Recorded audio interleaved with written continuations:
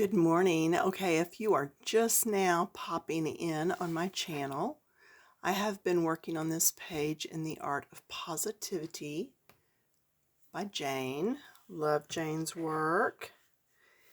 And I've been working on this page. Now this is the product that I used for the water droplets. I'm going to turn on extra light here because we were going to look this week and see how those droplets went. They are right here. Can you see those? You can. Yeah, and it may be kind of like the stickles. Sticklet? Fern will tell me. Look down in the comments. She knows the name of these. I think they're stickles, but anyway. Yeah, but what I actually had on hand was some of this old glass finish papier paints by Plaid. I don't even know if they still make this. So that was given to me when it first came out. So, all right, I decided to go ahead and I never did do my other flowers. I did do my other leaves. I went ahead and finished this off, and then I came down and started doing the ducky's little boots. I decided to have the boots match the umbrella and the hat match the jacket. So I went ahead and used my lightest shade, which for me is Apricot number 34. These are the Arteza Expert pencils. Okay, and then I'm going to go to number 52. I think it was Pumpkin. So just whatever colors you were using before. And so I've already done the lightest shade. Now I'm coming through with the next shade, darker at the edges, lighter as we come up. And that's going to help and aid in your blending. Okay? So, and I'm going to leave that little corner not done in this color because that's going to allow me to put my darker shade in there. And by doing the edges, it's going to make that look more curved.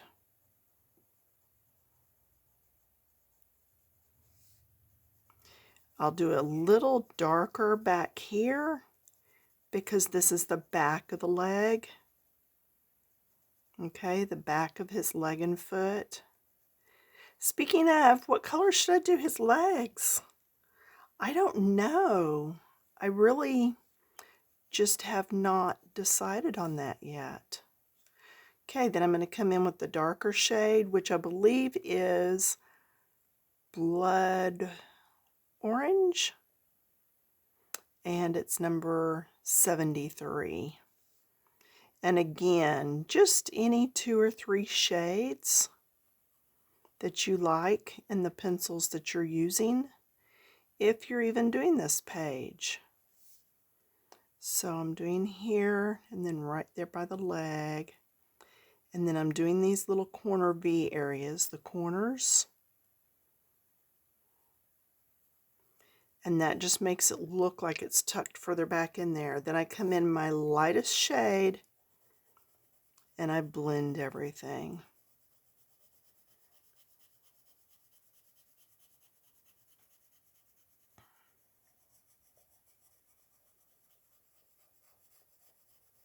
There we go.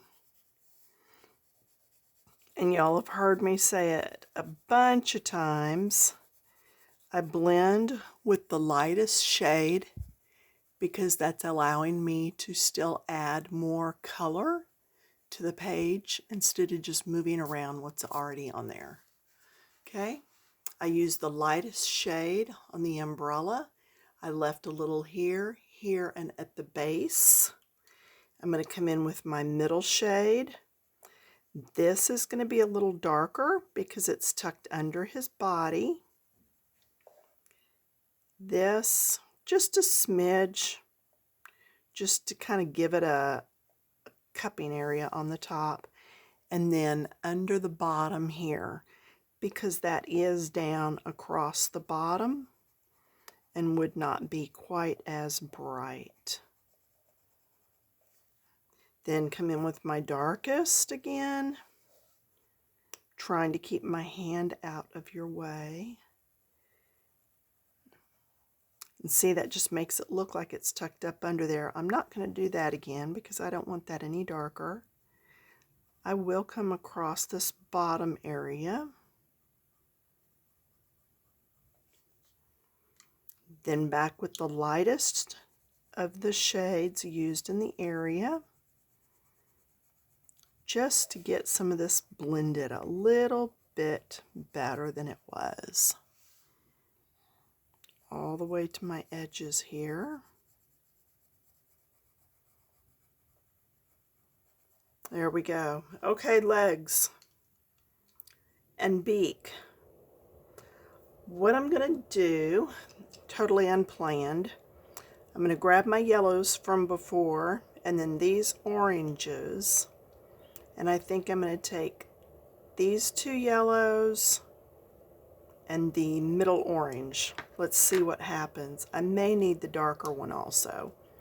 Trial and error. We're going to see. So, middle of the leg.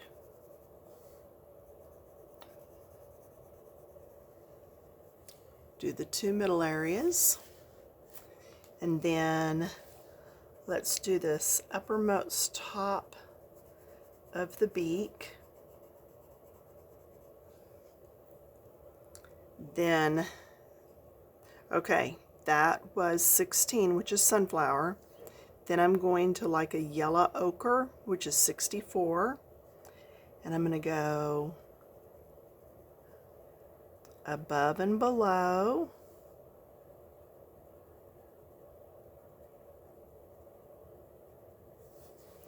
Then I'm going to go ahead and do a little bit more here.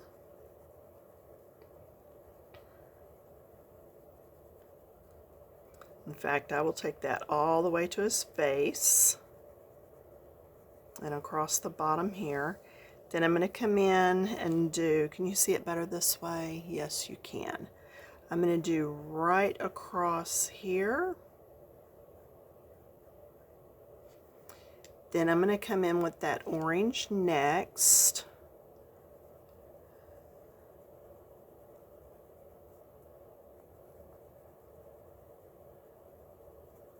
See, I don't want it to blend with his boots, but at the same time I do want some of that color in there. And we'll go back and blend that in a minute.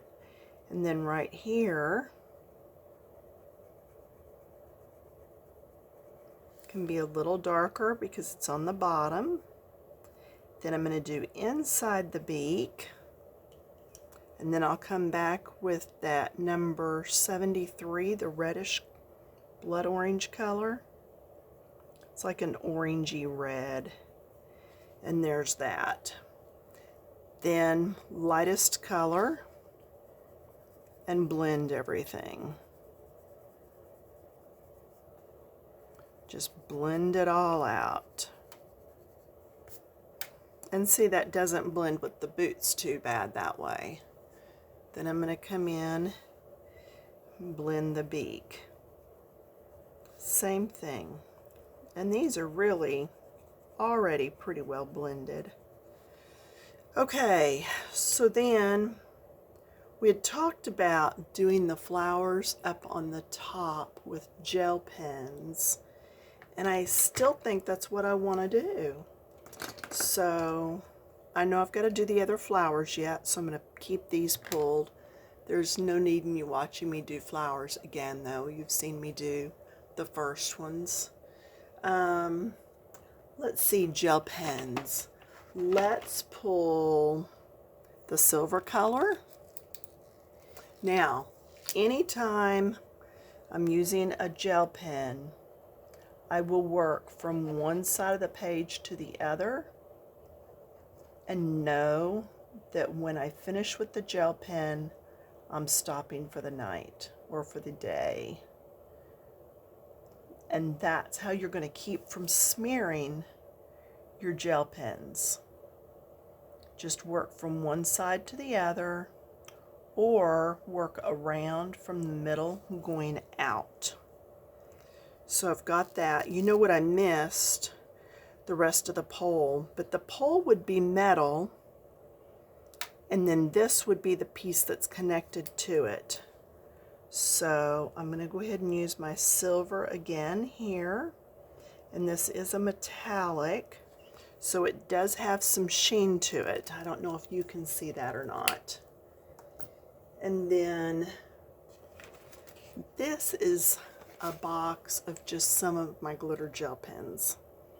So let's see, I had wanted to do the stripe through there. Now, I don't have all these pens swatched, so what I'm going to do is just try them over on something else. This actually looks like it's going to be okay, and it is. So do that, and I'll do that on all of them. Okay, so leave that pulled so I can finish. Then the flowers. I'm really thinking about going with orange or with a blue. What do y'all think? So I'm just going over to a piece of paper on the side. Not orange, purple with the blue. That purple is really light. Ooh, that might work for the buttons. I think I'm going to leave the buttons white and just do the circles inside. So I'll need to come in and clean up those buttons later. That's all right. That's what erasers are for. Okay, and then I think I'm going to use this as the tealy color, and then maybe a yellow gel glitter for the insides. All right, let me sit myself down here. I think in one of the next videos I'm going to show y'all my refrigerator and my freezer inside. I totally cleaned it out and converted over to glass canning jars for the cut up fruit and veggies, and they're really lasting longer. Now the big debate is, do you wash them before or after? Most people are saying wash them after you when you're actually getting ready to use them. My only thing with that is we eat salad daily, almost daily, spinach. I do mine as a smoothie, and my husband does his as full salad. And so we go through strawberries quite rapidly. In fact, I use frozen strawberries in mine a lot, and it really gives me that frozen smoothie. So we don't have to worry about them going bad in a glass jar if we go ahead and rinse them first. So, all right, so I'm going to do all the flowers with this pen. So I'm going to leave that pen over there. And then I'm going to do the centers. Now I could do the centers in the same as the umbrella, as if it's showing through, but I thought I would do them in this color, if this color is working. Try again. Maybe not today. Okay, I wiped it off on another piece of paper first. So I would go through and do all these centers.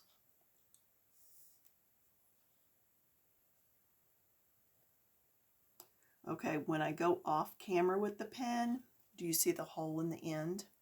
I'm blowing into that. And it's just kind of forcing the ink down.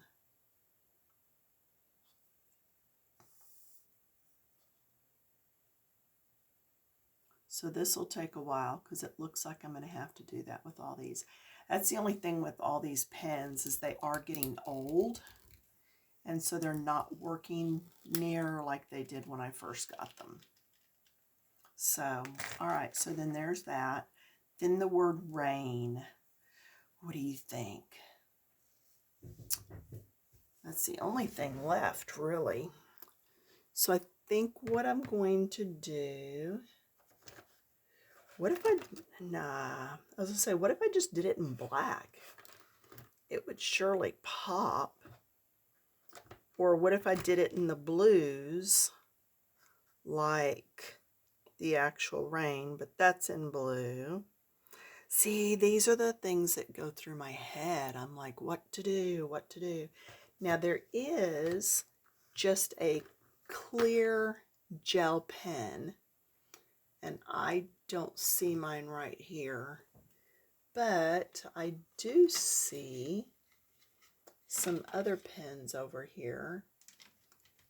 Let's see. Ooh, what is that? Metallic marker. I'm going to use that. It's a metallic marker by Sargent Art. Wonder if that's even still working. Now I've got to stay out of the gel.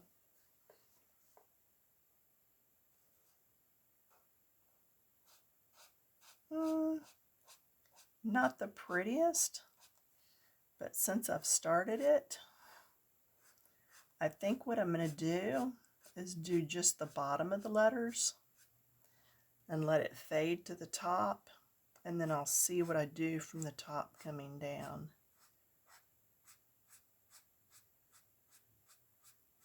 Actually, now that I've started using it, it's working a little better. Yeah, I never know what I'm going to grab that's just laying around. I do kind of like the color, though, on top of the orange umbrella.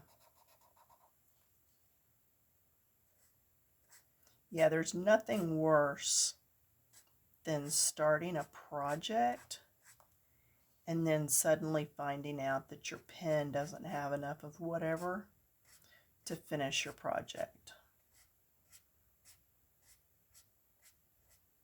There, it's flowing again. Oh, speaking of flowing, it's not really anything to do with flowing, but whenever you are coloring, I'm going to just go ahead and do it solid since the ink's coming out. Whenever you're using stickles or like I did for the water droplets, those are three-dimensional. So you really have to watch when you're coloring the picture that's on top of it, because you're going to hit those bumps.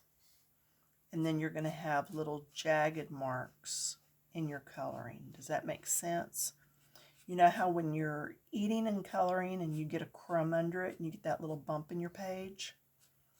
You're going to get that when you color over an area that has that three-dimensional stuff on the page next to it. Okay, and I'm all right with that. Okay, so like this one right here,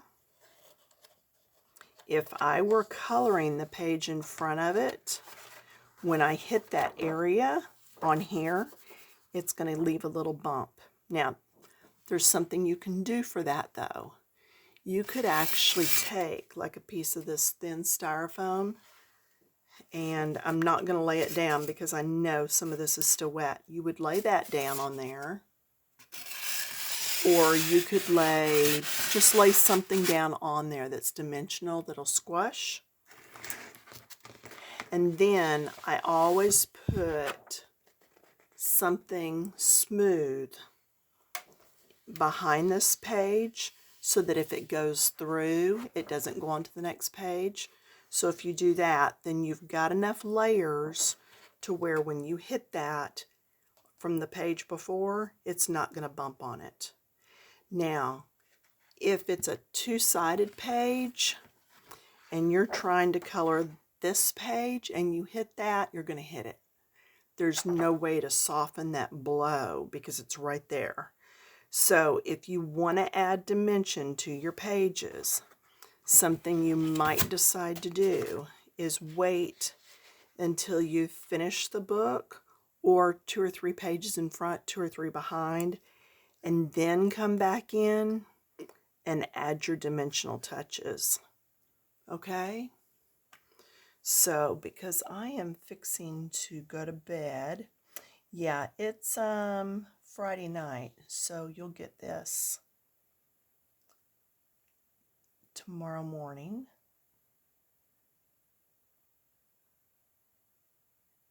So I've got time to put this on and let it set overnight. I'm glad that this paint's still working for me,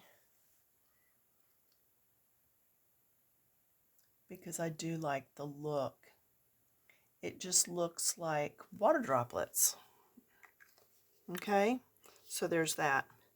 So anyway, all I've got to do then is finish up these little touches and my page will be finished. So there we have it. And again, that's in The Art of Positivity by Jane Madej. And she is on Facebook. Look her up.